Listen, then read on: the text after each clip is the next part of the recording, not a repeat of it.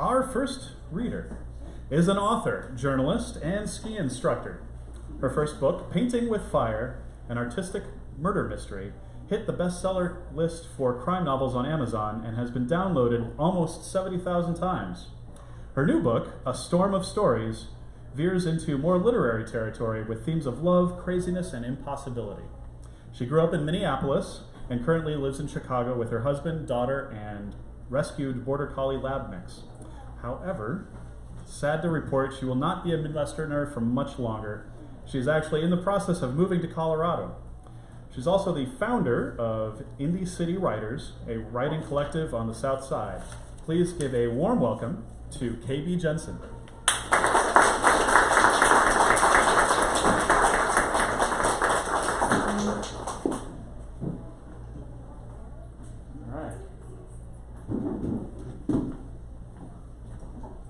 Thank you very much. Cool. And thanks for coming out tonight. So my book has a lot of stories, and some of them are happy, and some of them are sad, and some of them will make you laugh. Unfortunately, this one won't make you laugh, or at least it shouldn't. So anyway, I'll get going on it. It's called The Last Word, and it's told from the perspective of a male narrator, and I don't have a particularly deep voice, so you're just going to have to use your imaginations. The Last Word. This is it. This is the last time. This is the last time I will see my wife, my Marilyn. She's lying in a hospital bed, her thin gray hair strewn across the pillow in waves. Her face is hollow, skeletal, and her lips have turned a purplish blue. Her face is white, so white. I miss the flush that used to creep up on her cheeks. The sparkle has left her eyes. They are dull brown and listless, and I'm talking to her, and I wonder if she can even hear me. I know she can, but what do words really matter when she's slipping away? What do you see? I ask her, squeezing her hand. She's blinking her eyes.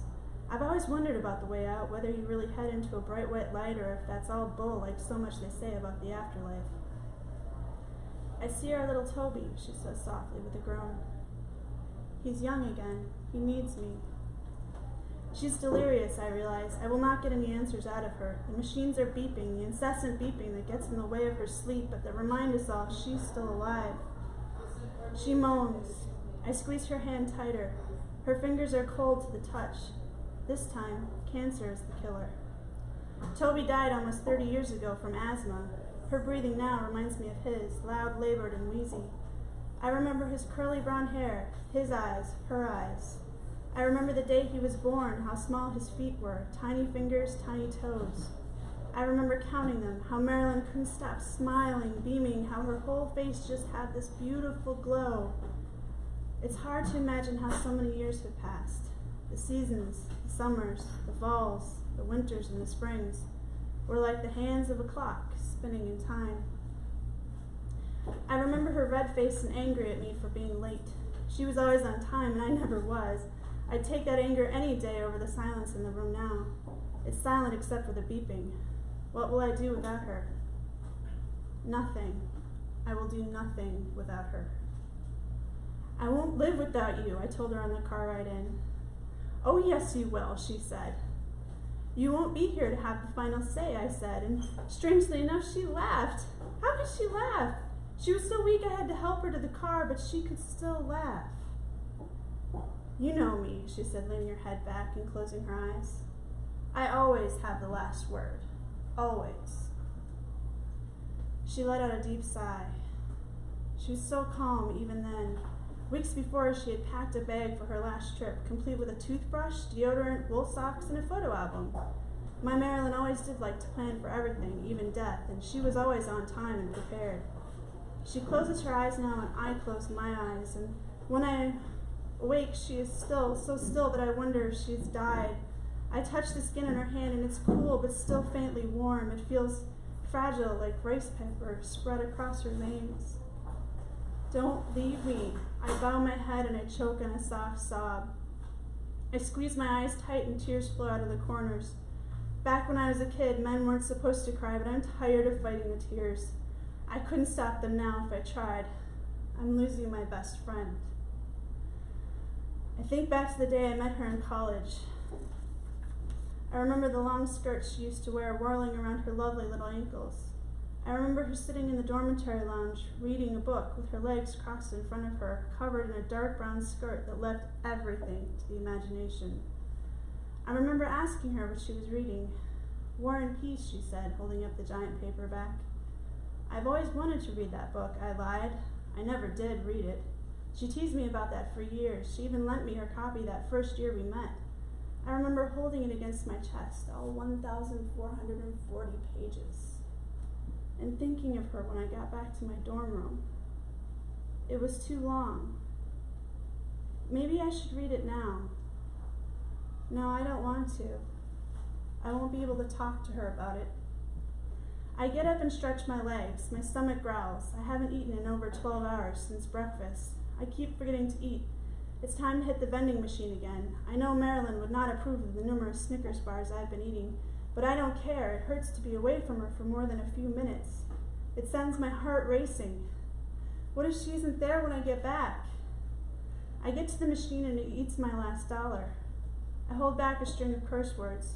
I walk to the hospital room empty-handed with my stomach still grumbling. She's still sleeping. I sigh in relief. I sit in the chair next to her. The bed is raised up to help her breathe.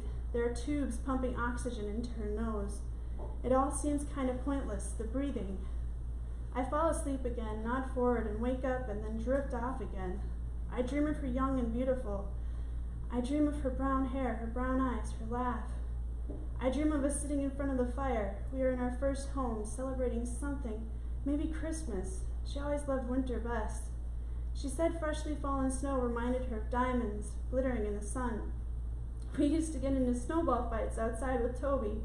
One time she pelted me in the face. I remember spitting the snow out of my mouth cold and frozen. I'm sorry, she had said. I didn't mean to get you there. I had tackled her and thrown her into a snowdrift. She had pulled me down and we'd kissed until Toby said, "Ew." We were like children then. We aren't children anymore, but we aren't old either. Marilyn, she's only 57, and I'm only a year older. Maybe if Toby were alive, maybe if he had grown into a young man, we wouldn't be here, I wonder. Can grief cause cancer? I wonder if any studies have been done. The nurse comes and checks her blood pressure. Pointless again. Isn't there anything else we can do, I ask. She shakes her head and mumbles, I'm sorry. 2 days pass like this, pass in a blur. I'm not eating and Marilyn isn't waking up anymore. This is the last time, I think, every time I hold her hand. This is the last time, I think, every time I kiss her forehead. When will we speak again? Will we ever speak again? We used to have great conversations. We used to read the newspaper together and argue over politics. She leaned to the left, I leaned to the right. I'll miss our conversations. I'll miss the way she'd call me a stubborn man, half compliment, half complaint. I'd call her a commie, and she'd scowl, but her eyes would twinkle because she was in on the joke. You know you've lost the argument when you resort to calling people names, she'd say. I always lost the arguments. She was more articulate than I was. It wasn't a fair fight. Her vocabulary was astounding, probably from all the reading she did. And finally, it is the last time. And the doctors and the nurses leave us alone, and the machines aren't beeping anymore. The warnings have all sounded and been silenced. She never wanted any heroic measures. She just wanted to go peacefully, and that's how she went. Peacefully, without a word, into the night, and without a word spoken goodbye either. I drive back home and open the door to the kitchen, flipping on the light in the darkness. Our cat circles my feet, meowing, but I ignore his lonely cries.